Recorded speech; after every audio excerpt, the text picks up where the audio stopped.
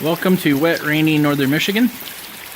I am building a brooder box slash deep bedding box today, and it's going to go right here in part of the garage.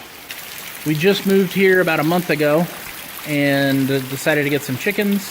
The plan is to have them tractor around the yard, but being northern Michigan, we're going to get a lot of snow in the winter.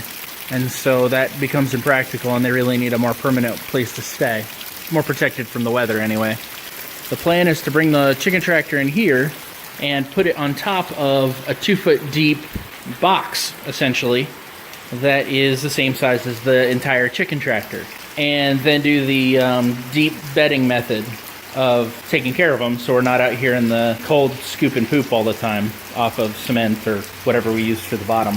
That was the plan, and I had no real hurry to get the box built, but it occurred to me that I need a brooder as well, and so I might as well build this box and use it as an extra plus-size brooder, and that way next spring, if we do decide to get meat chickens, then we can brood them in here as well once it's been all cleaned out from the winter. So that's the plan. Overall in this, my philosophy is to make it cheap but not ugly as much as possible. I'm using what I've got as far as wood and hardware as much as I can, but I don't want to spend a fortune on these chickens. I also don't want it to look like garbage.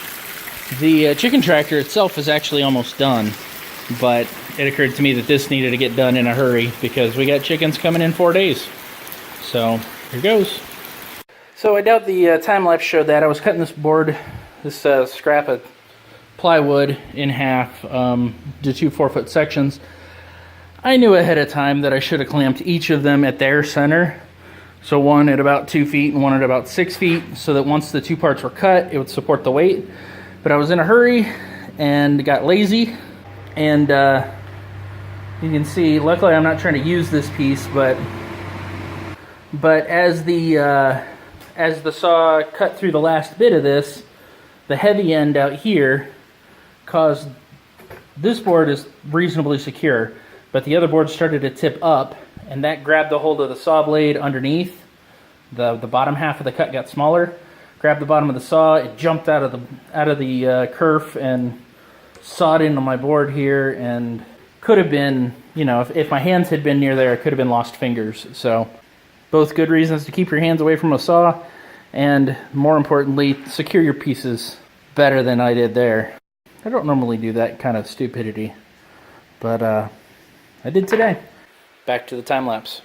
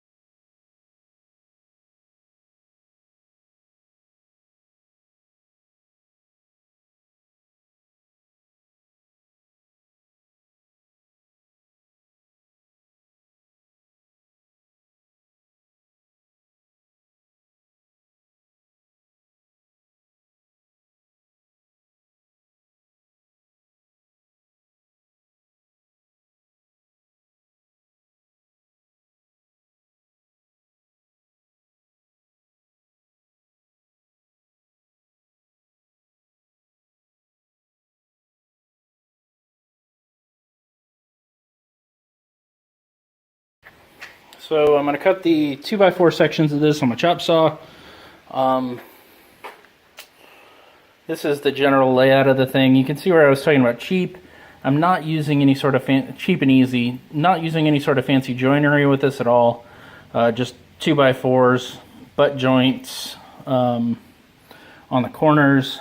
I've got a butt joint for the top square, a butt joint for the bottom square, and they're just joined by a 2x4 section that runs from top to bottom. I'm not using anything fancy to make the corners on these. It's just screws. I have little spacers so that I can attach the sheathing to the outside of the box that I build, and have it attached at all points along the frame, so I can put 3 screws in each edge without any problems. The little scraps of plywood are to mate two pieces of plywood together.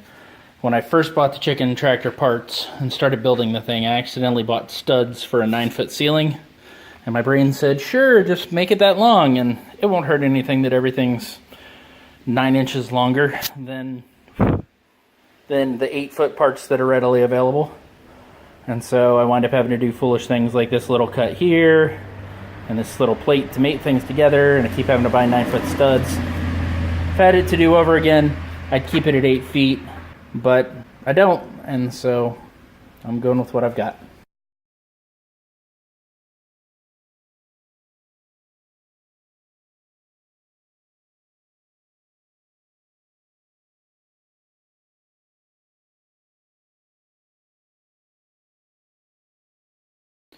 So I've got all my pieces cut, the plywood sheathing, a couple patches, all the long edges of the frame, middle edges of the frame, the verticals, and a bunch of little blocks. So this should go together fairly well, fairly easily. I'm just going to use deck screws to hold it together. I've got some 3-inch deck screws for the 2x4 part, and then to put the sheathing on, I've got some 1¼ inch deck screws, or exterior screws. I guess they're not very good for decks if they're only 1¼ inches long.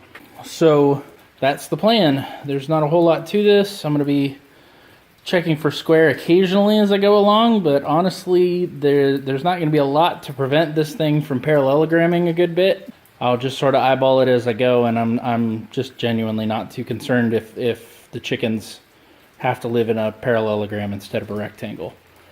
There is a lid that I have to build for this as well, that I haven't gotten started yet either, because we don't have a door on this side of the garage. It's more like a big open carporty sort of thing.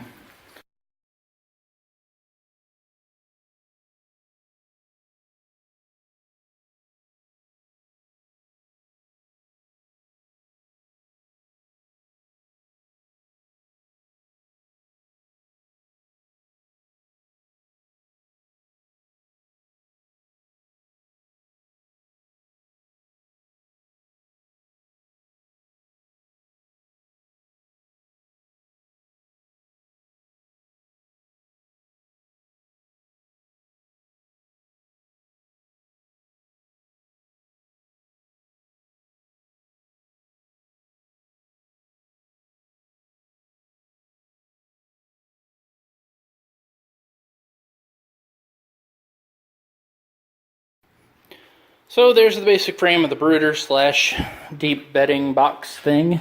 I've got the skin to put on it still. That'll go on real quick. I said I didn't really care if this was square or not. It occurs to me that when I put the tractor on top of this sucker, it's going to have to be pretty darn stable, or else I'm going to run the risk of the whole thing collapsing on me. It's pretty heavy. I'm not looking forward to trying to get the chicken tractor on top of this in the first place. I think I'm going to cut some little plywood gussets, or maybe just plywood scraps, to go across each of the 8 corners, because this thing's very solid in one direction. It's not going anywhere in that direction, so it's not going to tilt like that. It's just in the big rectangle that is the outer frame at the top and bottom.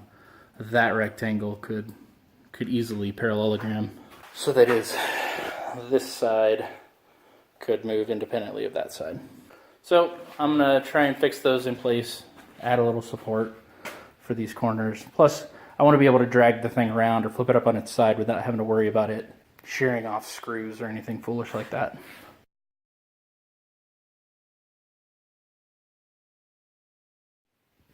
So here it is, the completed painted brooder. I put little spacers underneath the walls at the 1/3 and 2/3 roughly positions along the wall to add a little extra support. Not for the brooder aspect of it, but once I use it as a box for the deep layer or deep bedding, you know what I mean. Once I use it as a box for that, it's going to have the whole chicken tractor on top. And unfortunately, I made that like a tank. It weighs a lot, so it needed the extra support beyond what this thin plywood could reasonably do without too much flexing. But yeah, that's that. Now I have to build a lid, because there's the lip here all the way around. I'm just going to wind up with 2 2x4s on edge, going all the way around the box. I'll stretch some chicken wire over that and should be done in a jiffy. I guess before I start, I probably should explain what I'm going to do with the lid here. I've got these 104 and 5/8 2x4s that I cut down to 51 inches each. 51 and a little bit, 3/16 or so, just for a little wiggle room. And a regular 8-foot 2x4 that I cut in half for middle supports, and then another end piece. And then I'm going to run the 104 and 5/8 stud along either side of this thing, up on edge, like the ends. So that's the plan. We'll see if it works out.